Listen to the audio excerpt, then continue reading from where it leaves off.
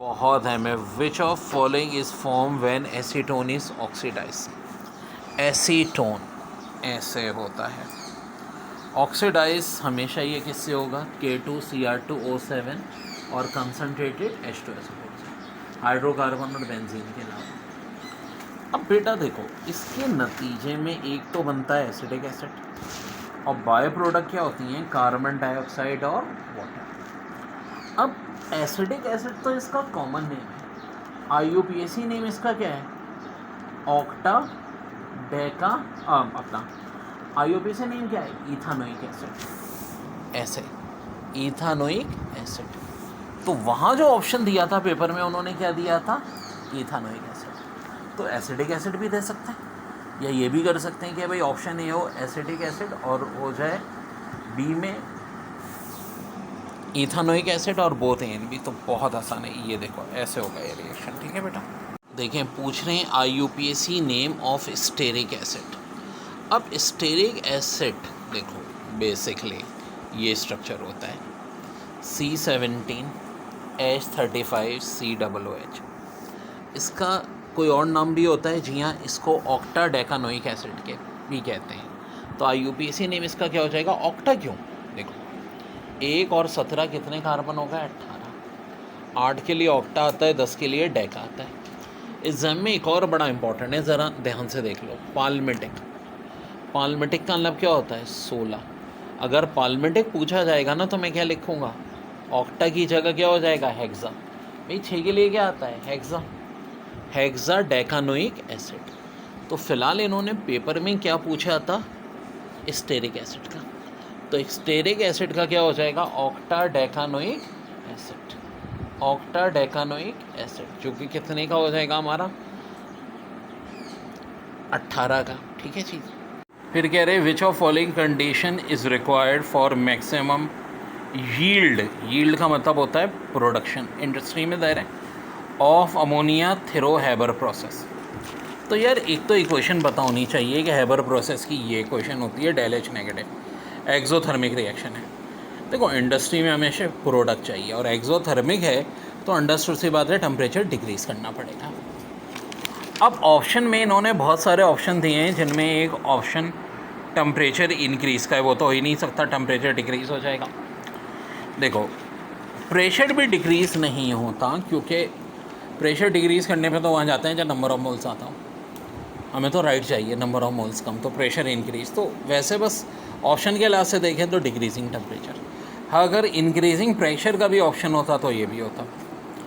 फिर कह रहे हैं which of following is true for reversible reaction at equilibrium.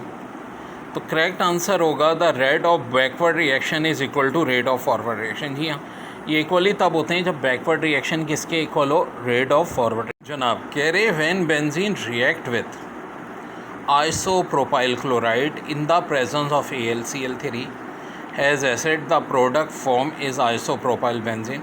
What is this reaction is called? Of course Friedel-Crafts reaction।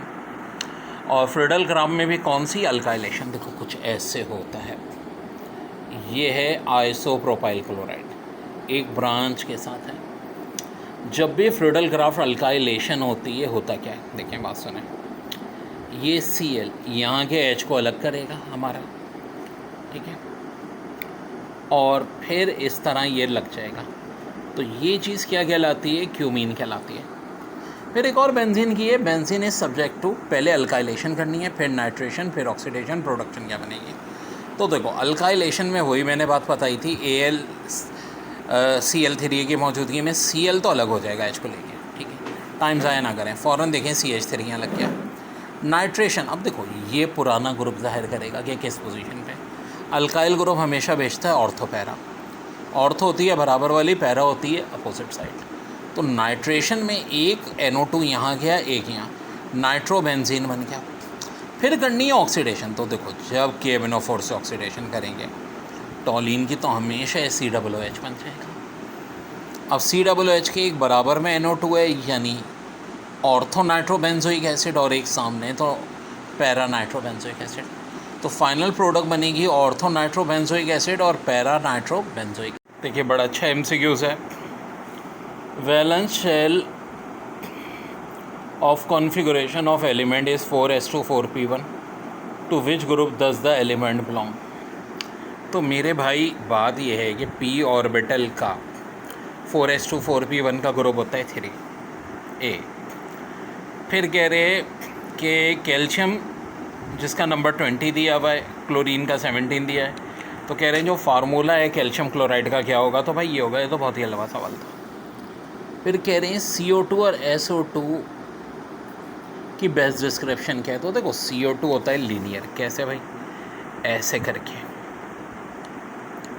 ठीक है, ये लीनियर है। इसके बरक्स SO2 सल्फर यूं करके ऑक्सीजन लगे होते हैं एंगुलर शेप में। ना सिर्फ एंगुलर होते हैं, partial positive partial negative polar भी होता है। तो SO2 एंगुलर भी हो जाएगा और साथ साथ पोलर भी हो जाएगा। फिर हाइब्रिडाइजेशन पूछ रहे हैं इथीन में, तो इथाइन में, ठीक है।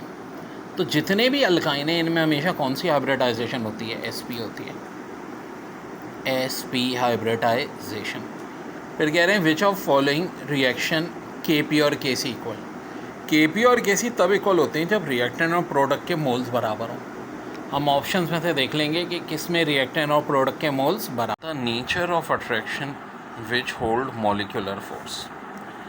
तो मेरे भाई वंडर वॉल फोर्स होती है, क्योंकि ये एक इंटरमॉलिक्यूलर फोर्स होती है, तो ये होल्ड करती है। अब देखो आयनिक बॉन्ड में कौन सी करती है?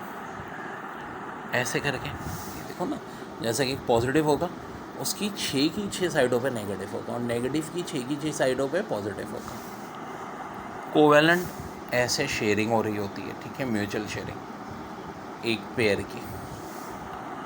और हाइड्रोजन बॉन्डिंग देखो HF का ही असली बॉन्ड है, ये असली है, ये असली है। ये जो डॉटेड लाइन है ना, फिजिकल बॉन्ड HF को शो कर रही है। ये शो किसको कर रही है? HF को। तो करेक्ट आंसर ऑफ कोर्स यहाँ पे क्या हो जाएगा? Van der Waals force. Nature of attraction which hold molecular force, तो करेक्ट आंसर क्या हो जाएगा? Van der Waals force.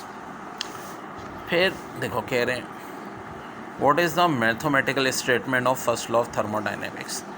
तो होती है del E equal to Q minus W। ये तो बहुत हमने पढ़ा है, ठीक है। इसी तरह कह रहे हैं what is del H equal to according to first law of thermodynamics, ये होगा H equal to del E plus P del V, और यही आंसर है। देखिए कह रहे विच पेयर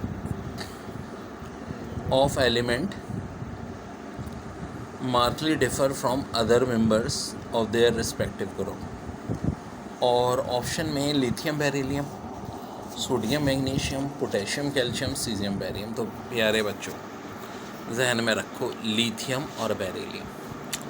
देखो ये ग्रुप 1A का, ये 2A का, और इनका पीरियड है सेकेंड। सोडियम 1A का, मैग्नीशियम 2A का, पीरियड 3।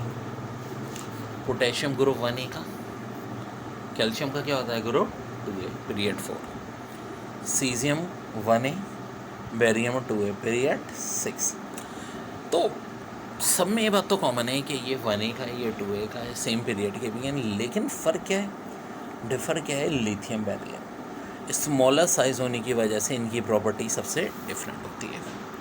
फिर कह रहे हैं which of following covalent bond. तो देखो बेटा बात सुनो, ऑप्शन में एक तो सोडियम क्लोराइड है जो कि प्लस माइनस यानी आयोनिक बॉन्ड बनाता है।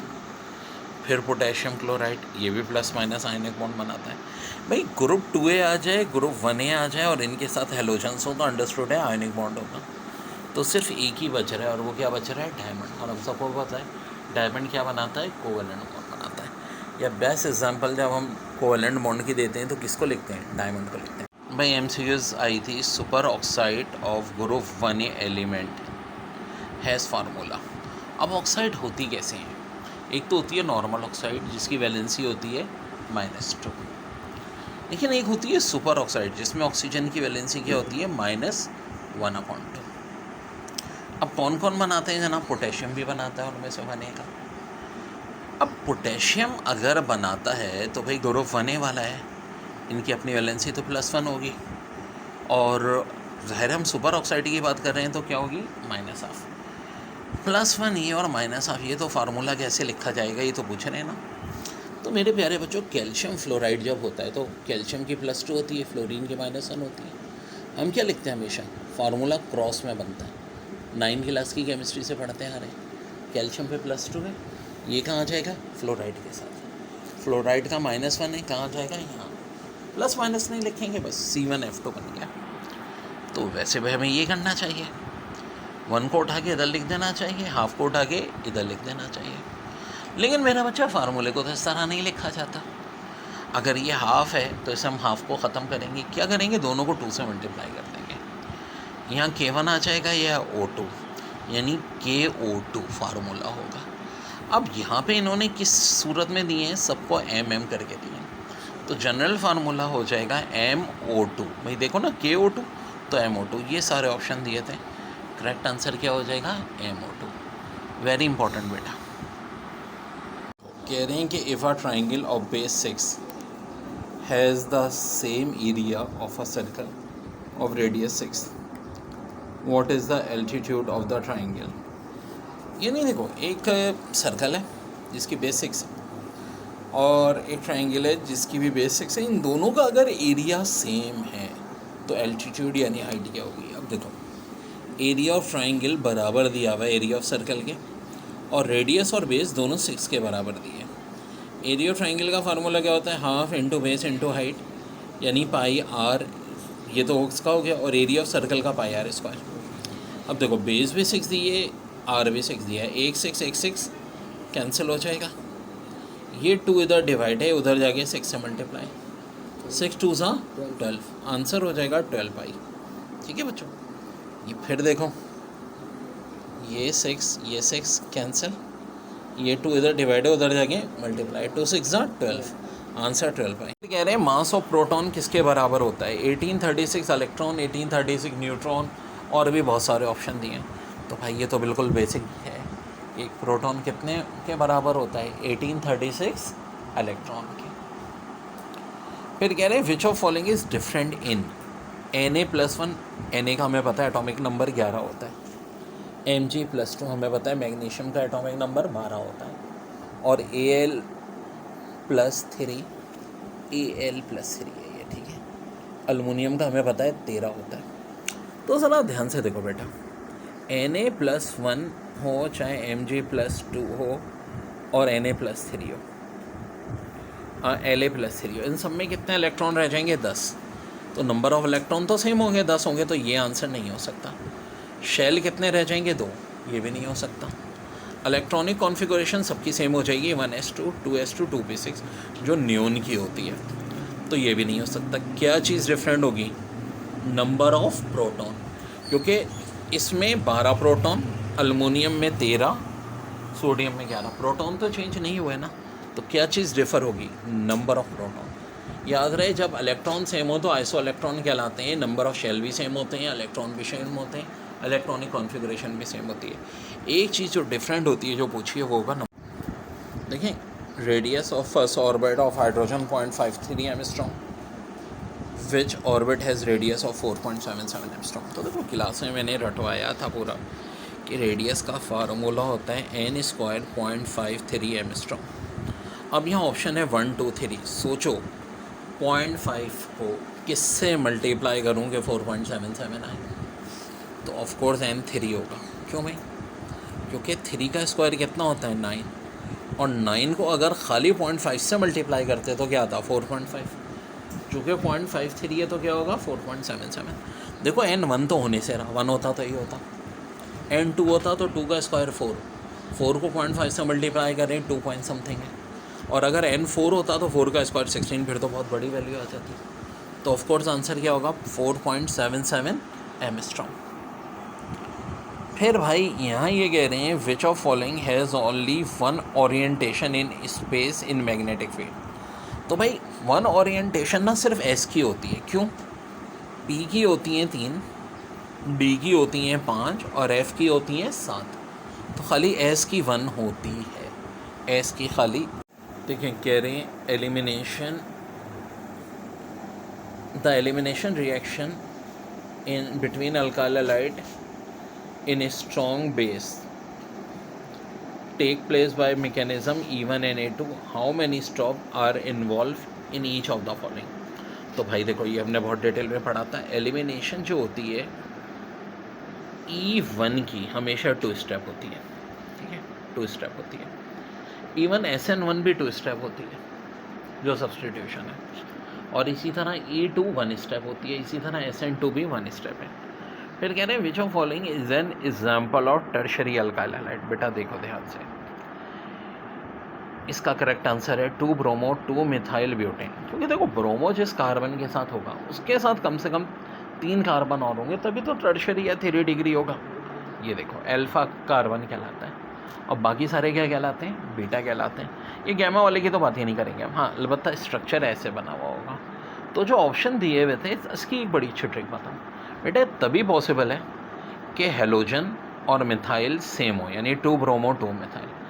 3 ब्रोमो अगर होता ना तो वाला ऑप्शन हो ही नहीं सकता था, या अगर यहाँ मिथाइल 3 पे और ब्रोमो 2 हो, हेलोजन और ये मिथाइल सेम कार्बन पे होंगे, तब भी टर्शरी 3 डिग्री हो सकता है। क्या कह रहे हैं, dry distillation of which of following can be done to produce acetone. तो बेटा बेहतर तो ये होता है कि इसका रिएक्शन बड़ा कॉम्प्लिकेटेड है, तो मैं कहता हूँ बस याद रखो कि एसीटोन की प्रिपरेशन का एक मेथड है dry distillation of calcium acetate. वैसे अगर समझना है तो समझ भी सकते हो, ये फार्मूला होता है कैल्शियम एसीटेट का।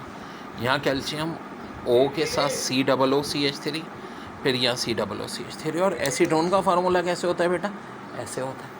तो क्या होगा बेसिकली, यहाँ का CH3, यहाँ का CH3 और ये COCH3 मिल के एसीटोन बना लेंगे। अब देखो बचेगा क्या, एक CA बच रहा है, एक C बच रहा है, 3 O बच रहे हैं, यानी बायो प्रोडक्ट क्या होगी, कैल्शियम कार्बोनेट। तो बस सिंपल यार याद रख लो भाई इसको कि ड्राई डिस्टिलेशन कैल्शियम एसीटेट की क्या प्रोड्यूस करती है, एसीटोन। तो इसको हमेशा याद रख लो बस कि ड्राई डिस्टिलेशन जब भी होगी कैल्शियम एसीटेट की, क्या प्रोड्यूस होगा, acetone. Which of following will give iodoform reaction on treatment with Na2CO3। बड़ा ही धांसू सवाल था भाई, और I2 यानी आयोडीन। देखो मेरे भाई, आपसे बात हो रही है कि आयोडोफॉर्म रिएक्शन तो यार मशहूर ज़माना, कॉमन नेम है इसका एसीटोन, IUPAC नेम है प्रोपानोन यानी केटोनिक ग्रुप। तो बेटा ये तो रिएक्शन बनाई है मैं, एक तो इससे बनता है ये जिसे आयोडोफॉर्म कहते हैं, सोडियम आयोडाइड बनता है, सोडियम एसीटेट बनता है, कार्बन डाइऑक्साइड और मम्मम मानी। फिर कह रहे हैं which of following is form when acetaldehyde is heated with oxidizing mixture of K2CrO27 concentrated H2SO4। यार एल्डिहाइड का जब भी ऑक्सीडेशन होता है ना तो कार्बोक्सिलिक एसिड बनता है। आए ज़रा ऑप्शंस देखते हैं, एक तो मीथानोइक एसिड दिया है, एक मीथानल दिया है। मीथानॉल तो नहीं बनेगा ऑफ कोर्स, मीथानोइक एसिड ही बनेगा।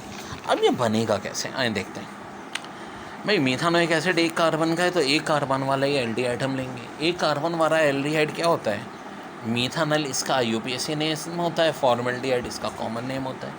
जब ऑक्सीडेशन करेंगे ना, देखो ये 4 वैलेंसी पूरी है, तो वो कहाँ आएगा भाई, इस C और H के दरमियान में आ जाएगा, क्योंकि कार्बन की भी 4 वैलेंसी पूरी, ऑक्सीजन की एक यहाँ कार्बन के साथ हो गई, एक इस हाइड्रोजन के साथ हो गई, और ये बन गया मीथानोइक एसिड। ठीक है, मीथानोइक एसिड यानी कार्बोक्सिलिक एसिड, क्योंकि एल्डिहाइड की ऑक्सीडेशन पे हमेशा बनता है, क्या बनता है, कार्बोक्सिलिक एसिड।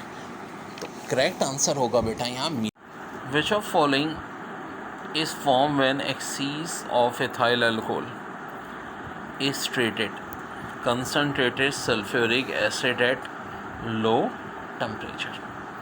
एल भाई बहुत प्यारी एमसीक्यू है ये भी। आखिरकार पूछ क्या रहे हैं यार, देखो ये ध्यान से देखो, C2H5OH हमारे पास basically which of following is form when excess of ethyl alcohol. Ethyl alcohol में क्या मिला रहे हैं, कंसनट्रेटेड सल्फ्यूरिक एसिड। देखो भाई सल्फ्यूरिक एसिड की एसिडिक प्रॉपर्टी भी होती है, हाइड्रोजन की वजह से, दिमाग बैठा लो, सल्फ़र की वजह से सल्फोनेटिंग, ऑक्सीजन की वजह से ऑक्सीडाइजिंग, लेकिन एक होती है डिहाइड्रेशन। डिहाइड्रेशन बोले तो मम्मम मानी यानी वाटर निकालना। ठीक है, बचपन में कहते हैं ना पानी को मम्मम मानी। ठीक है बेटा, तो अब ये क्या होता है, कैसे निकलेगा, देखो बात सुनो। डाई इथाइल अल्कोहल यानी 2 मॉलिक्यूल हम लेते हैं, ठीक है, 2। अब एक मॉलिक्यूल का हाइड्रोजन निकलता है तो गायब हो जाता है और दूसरे वाले का OH भी निकलता है। अब क्या होगा, ये वाला O लिंक कैच करके इसको ऐसे बना देगा, ऐसे। तो क्या प्रोडक्ट बनेगी, डाईएथाइल ईथर। नहीं, ईथर ही कहलाएगा ना, ऑक्सीजन के RR। तो ये बड़ी अच्छी ट्रिक है, बैठा लो कि जब भी इथाइल अल्कोहल या अल्कोहल में कंसनट्रेटेड H2SO4 होगा किसी में भी, तो हमेशा क्या बन जाएगा, ईथर बन जाएगा। ठीक है, ईथर बन जाएगा। यहाँ चूँकि इथाइल अल्कोहल था 2 कार्बन वाला, तो डाईएथाइल ईथर बन गया। अगर यहाँ क्या होता, प्रोपानॉल, तो डाई प्रोपाइल ईथर बन जाता। क्योंकि देखो 2 इथाइल अल्कोहल थे, एक का H और एक का OH, अलग हो गए, डिहाइड्रेशन हो गई, ये सिचुएशन रह गई, ये ऐसे कनेक्ट हो जाएगा और ये बन जाएगा।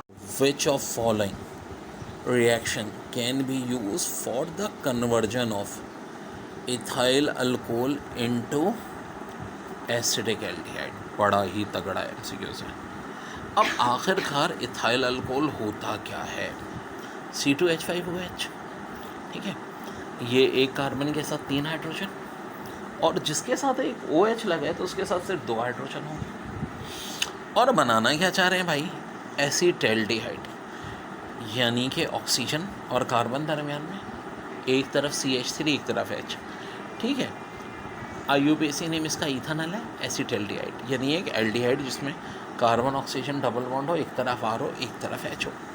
अब ये बनेगा कैसे, ये बनता है डीहाइड्रोजनेशन से।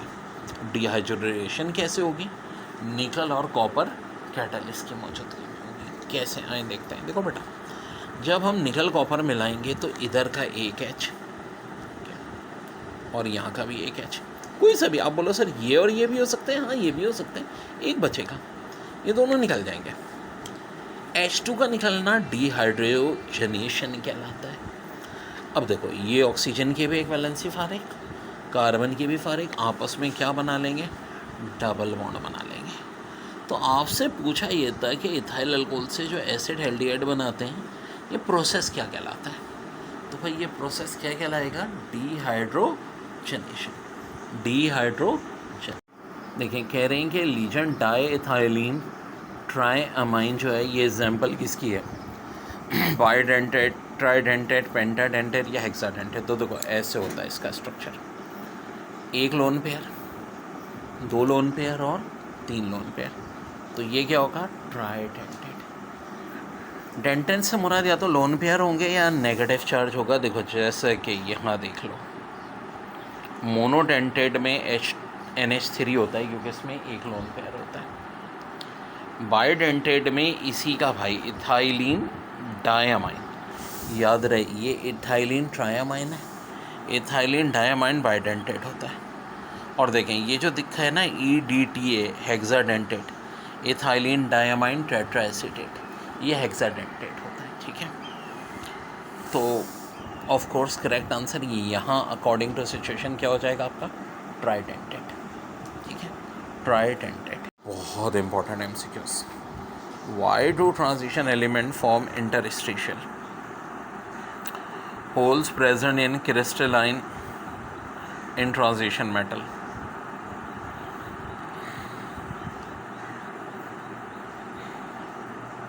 ठीक है, तो बिल्कुल जनाब यहाँ होल्स होते हैं और यहाँ इसके दरमियान में क्या होता है, हाइड्रोजन, और ये होते हैं टाइटेनियम हाइड्रोजन 1.73। ठीक है, ये चीज़ कहलाती है occluded hydrogen.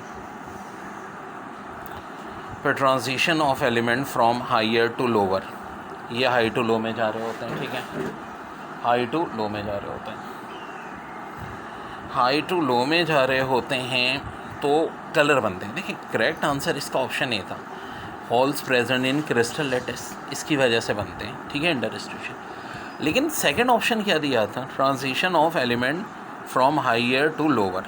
Higher to lower का से इंटरस्टिशियल का कोई ताल्लुक़ नहीं है, उसकी वजह से कलर होते हैं। मैं क्यों बता रहा हूँ, क्योंकि एग्जाम में एक बार इसी MCQs को उल्टा पूछा था कि कलर का क्या रीज़न है, तो वो ये रीज़न है। इसी तरह एक ऑप्शन दिया था presence of unpaired of electron, जनाब इसकी वजह से मैग्नेटिक प्रॉपर्टी होती है, ऐसे अनपेयर करते करते पेयर आ जाए, लाइक आयरन वगैरह। तो ऑब्वियस सी बात है, अगर कलकला को पूछे मैग्नेटिक प्रॉपर्टी का रीज़न, तो है प्रेजेंस ऑफ अनपेयर्ड। इसी तरह आ जाए कॉम्प्लेक्स होने का रीज़न क्या है, तो आंसर होगा स्मॉल हाईली चेंज आइन और वेकेंट क्रिस्टल इन सूटेबल एनर्जी, ये रीज़न होगा। ऐसे एजेंट्स होते हैं। कह रहे हैं कि maximum show optimum between 37 to 50 degree centigrade it however work, तो इसका करेक्ट आंसर है it loss activity permanently above 50 degree centigrade. फिर ये बड़ा है मैं ऑक्सीडेशन ऑफ सेकेंडरी अल्कोहल। देखो प्राइमरी अल्कोहल हमेशा एल्डिहाइड देता है, सेकेंडरी अल्कोहल कीटोन देता है। कैसे देता है कि देखो ये होता है सेकेंडरी अल्कोहल, OH जिस कार्बन से अटैच है ना, ये 2 और कार्बन से होगा, तो ऑक्सीडेशन का लब है कि K2Cr2O7 और कंसनट्रेटेड H2SO4 में इसको मिला दो, ये O एक हाइड्रोजन यहाँ से तोड़ता है, एक यहाँ से तोड़ता है, खुद तो बना लेता है मम्मानी। अब देखो ये एक वैलेंस से खाली हुई, तो यहाँ ऑक्सीजन के साथ क्या बन जाएगा, डबल बॉन्ड, CH3 दोनों अपनी जगह रहेंगे, और ये क्या बन जाएगा, कीटोन बन जाएगा बेटा। फिर क्या कह रहे हैं कि विच of following is amino acid, तो देखो जो ऑप्शन दिए हुए उनमें सिर्फ एक स्पार्टिक एसिड था जो अमाइनो एसिड था। फिर order of reactivity of unit जब सेकेंड इनवर्स हो, देखो बेटा ऑर्डर ऑफ रिएक्शन निकालने की ट्रिक ये होती है dx/dt/A फर्स्ट ऑर्डर में, ऊपर मोल पर DM³ सेकेंड, A का मोल पर DM³, ये कैंसिल हो जाता है, आंसर आता है सेकेंड इनवर्स। फिर कह रहे हैं which of following best describe the ionic reaction of N organic compound, तो आयनिक रिएक्शन क्या होते हैं, वेरी फास्ट। फिर मेटेलिक प्रॉपर्टी की बात हो रही है ग्रुप में, P ब्लॉक एलिमेंट में, देखो ये जो ग्रुप 3 है इसमें 4 हैं, फिर इसमें 3 रह जाएंगे, फिर 2 रह जाएंगे। तो जैसे जैसे हम आगे बढ़ रहे हैं इंक्रीज़ नहीं हो रही बल्कि क्या हो रही है, डिक्रीज़ हो रही है। तो करेक्ट आंसर लिमिटिंग रिएक्टेंट की ना वीडियोस मेरे चैनल पे बहुत मिल जाएंगी, अमीन एजुकेशन लिमिटिंग रिएक्टेंट करेंगे तो 7.6 ग्राम कार्बन सल्फाइड के रिएक्ट कर रहे हैं विद 12 ग्राम ऑफ ऑक्सीजन, ये इक्वेशन दी हुई आपसे कह रहे हैं लिमिटिंग रिएक्टेंट। देखो बड़े मुश्किल मेरी मैजिक याद है। लिमिटिंग रिएक्टेंट के लिए देखो ये होता है गिवन वेट, कार्बन सल्फाइड का 7.6 है, इसको कार्बन सल्फाइड के मॉलिक्यूलर वेट से डिवाइड करो, पहला ऑप्शन कितना आ गया, 0.1। अब 0.1 को फर्दर किससे डिवाइड कर दो, यहाँ के नंबर ऑफ मोल से, जब कुछ नहीं है तो क्या होगा 1, 0.1 को 1 से डिवाइड करो 0.1 ही रहेगा। ये तो किसका निकला है बच्चों, कार्बन डाई सल्फाइड का। अब ज़रा ऑक्सीजन का देखो, O2 कितना दिया है 12 ग्राम, और ख़ाली O2 की बात करें तो मॉलिक्यूलर वेट कितना होता है 32, भाई ऑक्सीजन का 16 होता है तो O2 का 32 होता है। 12 को 32 से डिवाइड करो 3/8 या 0.375 आ गया। लेकिन बच्चों अब फ़र्क है, अभी एक स्टेप और करना है हमें लिमिटिंग रिएक्टेंट निकालने के लिए, वो क्या जी, नंबर ऑफ मोल्स भी यहाँ दिए हुए हैं 3, तो 3/8 को या तो 3 से डिवाइड कर दो, ऐसे डेसिमल में पहले ट्रांसफ़र कर लो 0.375, फिर 3 से डिवाइड करो, खैर दोनों सूरत में आंसर आएगा 0.125। अब 0.1 और 0.125 में छोटा कौन है, ऑफ कोर्स 0.1 छोटा है, तो लिमिटिंग रिएक्टेंट क्या होगा यहाँ पे, कार्बन डाइसल्फाइड, यही पूछा था इन्होंने। फिर दोबारा समझ लो, गिवन वेट को मॉलिक्यूलर वेट से डिवाइड, पहला स्टेप, जो आंसर आए उसे नंबर ऑफ मोल से डिवाइड। गिवन वेट कितना है ऑक्सीजन का, 12 दिया है, O2 का मॉलिक्यूलर वेट 32 डिवाइड किया 0.375। अब इसके नंबर ऑफ मोल्स कितने हैं, 3 है, 3 से डिवाइड कर दो 0.125। छोटी वैल्यू कौन सी है, ये वाली, तो लिमिटिंग रिएक्टेंट भी कौन सा होगा, ये वाला, यही answer. An organic compound has carbon is equal to 40%, hydrogen equal to 6.66% and oxygen 53.3%। What is empirical formula of the compound, देखो बेटा कार्बन की परसेंटेज 40 दी है, एटॉमिक मास से डिवाइड कर दो, ये आ जाएगा 3.33। हाइड्रोजन की 6.67 दी है, इसे भी इसके एटॉमिक से डिवाइड कर दो, 6.67 आएगा। ऑक्सीजन की 53 पॉइंट दी है, 3.33। अब देखो एम्पेरिकल फार्मूला निकालने के लिए मोल रेशो है, हमें चाहिए होता है अगला स्टेप सिंपल मोल रेशो, सबसे छोटी वैल्यू ना, उससे तीनों को डिवाइड करेंगे। अब देखो ये दोनों ही छोटी हैं, तो 3.3 को 3.33 से डिवाइड करें 1, कार्बन का 1 आ गया, 6.67 से करें हाइड्रोजन का 2 आ गया, और यहाँ भी कितनी है 3.33। 3.33 को जब हम 3.33 से डिवाइड करेंगे क्या आ जाएगा, 1 आ जाएगा। तो एम्पेरिकल फार्मूला क्या हो गया, C1H2 O1। यही क्या हो गया बच्चों हमारा। देखिए ये कितनी मिस्टेक्स होती हैं टेस्ट में। 1 atmosphere of gas is at 25 degree centigrade the pressure increase to dash, जबकि एक्चुअली ये 2 एटमॉस्फेयर था जहाँ से इन्होंने छापा है सवाल, वहाँ से मैंने जब वैल्यूज़ देखी। एट डैश डिग्री सेंटीग्रेड, अब ये भी डैश नहीं दिया हुआ, ये 50 डिग्री सेंटीग्रेड है। Volume of gas will be changes from dash DM³ to dash DM³। अब ये भी गलत है of course, 1 DM³ to 2 DM³। ये जब मैंने ओरिजिनल जहाँ से इन्होंने छपाई की है देखा, अब इससे अंदाज़ा कर लें कि एक क्वेश्चन तक गलत है। V1 P1 अपॉन T1 बराबर होता है V2 P2 अपॉन T2 के। V1 P1 दोनों 1 1 है। टेम्परेचर को हमेशा केल्विन में कन्वर्ट करते हैं, 273 प्लस करते हैं। V2 तो चाहिए, P2 2 है, T2 50 में 273 प्लस करो मैथ्स के रूल के तहत। ये प्लस हो गए 323 वो, और उधर जाके मल्टीप्लाई हो गया। डिवाइड किससे करेंगे 298 से। बेटा ये 2 भी डिवाइड हो जाएगा। अब देखो अंडरस्टूड सी बात है कि ऑप्शंस आपको दिए हैं 3, 7, 4 और 0.54। तो आप सिंपल सा क्या करोगे यार, जब इसको इससे डिवाइड करोगे 1.08 आएगा, 2 से डिवाइड करोगे क्या आ जाएगा 0.54। यही आपका क्या होगा आंसर आ जाएगा। फिर आज से पूछ रहे हैं कि एब्सोलूट ज़ीरो की वैल्यू, तो केल्विन में 0 होती है, सेंटीग्रेड में -273.16 होती है, फ़ारेनहाइट में -460 होती है। एग्ज़ाम में यही दिया हुआ था और यही देते हैं आमतौर पे, लेकिन पता होना चाहिए फ़ारेनहाइट में -460 होती है। कल को आ जाए एक। उसके बाद एक ये MCQs पहले देख लें। Water rises in capillary tube because of adhesive forces of molecule exit cohesive force. अब ये होती क्या एडेसिव, बेटा अब इधर देख लो। मॉलिक्यूल की वॉल ऑफ कंटेनर के साथ जो फोर्स ऑफ अट्रैक्शन होती है उसे एडेसिव कहते हैं, और मॉलिक्यूल की आपस में जो हो उसे कोहेसिव कहते हैं। तो जब एडेसिव फोर्सेस ज़्यादा हो जाएं कोहेसिव से तो क्या होता है, वाटर क्या होता है राइज होता है, वाटर क्या होता है राइज होता है। फिर कह रहे हैं which of following influence variation of temperature at which boiling point of liquid take place. तो करेक्ट आंसर है आउटसाइड प्रेशर। क्या आउटसाइड प्रेशर कितना है, ज़ाहिर है हमारा कराची में कुछ और है, मरी पे कुछ और हो जाएगा, माउंट एवरेस्ट पे कुछ और हो जाएगा। What is the oxidation number of के मैग्नीज इन K2MnO4। देखो पोटेशियम ग्रुप 1 का है, ग्रुप 1 का ऑक्सीडेशन हमेशा क्या होता है +1, मल्टीप्लाई किससे कर दो 2 से। आगे दिया हुआ है मैग्नीज, फिर है ऑक्सीजन जिसका क्या होता है -2, मल्टीप्लाई किससे कर दो 4 से। -2 को 4 से मल्टीप्लाई करो कितना हो जाएगा -8, +2 + Mn -8 = 0। 2 में से 8 माइनस करो 6, इधर माइनस है उधर जाके +6, तो ये आ गया +6। बच्चों तुम लोगों का कोई कसूरी नहीं है, इतनी मिस्टेक्स है ना इस बार आंसर की में कि बस। In electrical chemical series what is the electrode chemical series what is the electrode of all metal above hydrogen. ये इसकी हमने एक ट्रिक भी बताई थी उसको याद रखने की, कॉल मी ज़ेब्रा वगैरह करके। खैर बस इतना याद रखो कि मेटल्स अबव देन हाइड्रोजन होंगे तो हमेशा क्या होंगे वो नेगेटिव होंगे। फिर organic compounds are classified into, तो देखो एक ओपन चेन होंगे एक क्लोज चेन होंगे।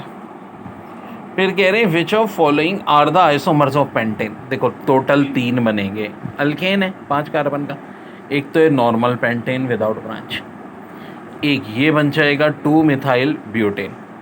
लॉन्गेस्ट चेन 4 की है, सेकंड पे ब्रांच है 2 मिथाइल ब्यूटेन। यहाँ पर देखो 5 को कैसे बनाएंगे, ये 3 2 ब्रांचें कर देंगे, 2 डाई मिथाइल प्रोपेन। फिर कर देंगे आइसोमेरिज्म जो होता है प्रोपानोल और एसीटोन में कौन सा होता है, देखो ये है एसीटोन ये है प्रोपानल, दोनों का मॉलिक्यूलर फार्मूला C3H6 होता है, तो ये फंक्शनल ग्रुप आइसोमेरिज्म है, और ये इनका मॉलिक्यूलर फार्मूला होता है। ये भी हमने बहुत कराया था क्लास में, ठीक है बच्चों। तो गलती तुम लोगों ने कोई नहीं की है, ये इनके आंसर कीज ही गलत है, और ये प्री प्लान्ड एक साजिश होती है हमेशा। Graph of volume versus pressure at constant temperature, Boyle's law होता है, और ये जो स्ट्रक्चर होता है इस तरह नॉन लीनियर ऑप्शन में से करेक्ट था। IUPAC name of alpha beta dimethyl valeric acid. Valeric acid डाले पे कितने कार्बन होंगे? 1 2 3 4 5। ठीक है, अब एक बड़ी अहम बात सुनो बेटा, ये जो कॉर्नर वाला है ना, ये COOH है। कैसे लगा हुआ है? ऐसे लगा हुआ है, ये कॉर्नर वाला। कॉमन नेम में COOH के जो बिल्कुल बराबर है उसे अल्फ़ा कहते हैं, उसके बराबर बीटा, फिर गैमा। तो क्या दिया हुआ है? अल्फ़ा बीटा डाइमेथाइल, यानी अल्फ़ा पे CH3 है और बीटा पे CH3 और 5 का है तो पेंटानोइक एसिड है। तो IUPAC में इसका नेम क्या हो जाएगा? IUPAC में देखो अल्फ़ा बीटा नहीं होता, बल्कि क्या हो जाता है? 2,3 डाइमेथाइल, और वेलेरिक का मतलब होता है 5। तो 5 के लिए IUPAC में क्या लफ्ज़ यूज़ होता है? पेंटा। तो इसको हम क्या कहेंगे? 2,3 डाइमेथाइल पेंटानोइक एसिड। वैसे ही बड़ा अच्छा सवाल है, व्हाट वॉल्यूम ऑफ ऑक्सीजन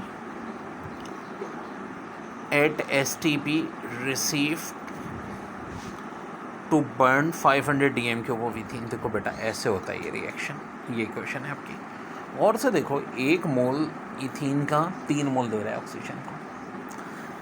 1 मोल जब 3 मोल दे रहा है तो 1 DMQ भी 3 DMQ दे रहा होगा। डायरेक्ट रिलेशन होती है STP पे। तो अगर ये 500 दे रहा है तो क्या करोगे? 500 को 3 से मल्टीप्लाई कर देंगे। आंसर क्या हो जाएगा? 1500 DMQ। भाई देखो, बड़ा आसान है। इसका 1 मोल है, इसके कितने मोल है? 3। 1 मोल इसके 3 मोल दे रहा है तो 500 कितने देंगे? 500 को 3 से मल्टीप्लाई कर दो, आंसर 1500।